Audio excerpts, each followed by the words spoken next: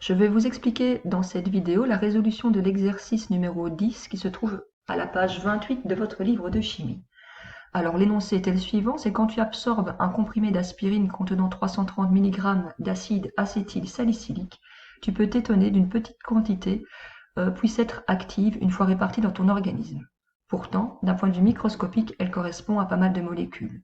On vous demande ensuite de déterminer la masse molaire de l'acide acétylsalicylique, de déterminer la quantité de matière correspondant à ces 330 mg, et finalement, on vous demande le nombre de molécules d'acide acétylsalicylique que tu as effectivement ingéré en prenant ces 330 mg d'acide acétylsalicylique. Je vous ai mis ici un petit rappel théorique sous forme de schéma auquel vous pouvez vous référer pour pouvoir résoudre l'exercice. Tout d'abord, première étape, il faut organiser les informations de départ. Ce que vous connaissez ici, c'est la masse d'acide acétylsalicylique qui est de 330 mg. Attention, on ne peut pas travailler avec des milligrammes, il faut faire une transformation en grammes, unité de base en chimie pour les masses. Donc cette valeur correspond à 0,330 g ou encore 3,30 fois 10 exposant moins 1 g si on l'exprime en écriture scientifique. La première question qui vous était posée était la masse molaire de l'acide acétylsalicylique. Je l'ai mis dans les données parce que je trouvais que c'était plutôt une information de base que vraiment une résolution d'exercice. Alors cette valeur vaut 180,17 g par mol. Pour rappel, pour déterminer cette valeur, il faut prendre les masses atomiques relatives qui se trouvent sous les symboles chimiques de votre tableau périodique. Dans ce cas-ci, vous deviez faire 9 fois 12,01 pour le carbone, plus 8 fois la masse d'un atome d'hydrogène qui correspond à 1,01, plus 4 fois celle de l'oxygène qui vaut 16. En faisant ce calcul, vous arrivez à une valeur de 180,17 g par mol. Donc une mole d'acide acétylsalicylique pèse 180,17 g. Les informations que vous recherchez, c'est-à-dire les inconnues, avec un S c'est encore mieux, sont la quantité de matière, symbolisée par petit n, ou encore le nombre de molécules, ça c'était pour le point C.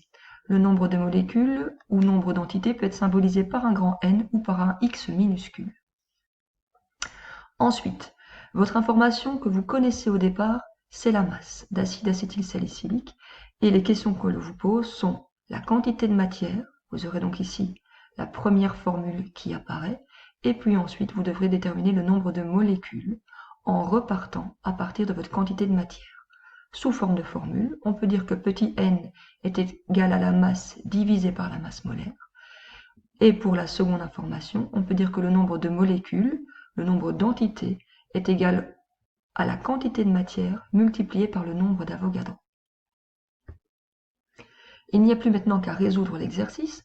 Tout d'abord, nous allons déterminer la quantité de matière. Alors, petit n qui est égal à m divisé par la masse molaire correspondra dans ce cas-ci à 0,330 g d'acide acétylsalicylique divisé par 180,17, ce qui vous donne une valeur, une réponse de 1,83 fois 10 exposant moins 3 mol. La deuxième étape sera de déterminer le nombre d'entités, ou encore autrement dit le nombre de molécules contenues dans ces 330 mg. Alors pour ce faire, on utilise la formule grand N où petit x est égal à la quantité de matière multipliée par le nombre d'Avogadro. Et là, on va donc faire 1,83 fois 10 exposant moins 3, valeur obtenue par l'étape précédente de notre calcul, multipliée par le nombre d'Avogadro qui vaut 6 fois 10 exposant 23, et là vous arrivez à une valeur finale de 1,10 fois 10 exposant 21 molécules. La dernière étape consiste à répondre par une phrase en français à l'ensemble des questions qui vous étaient posées.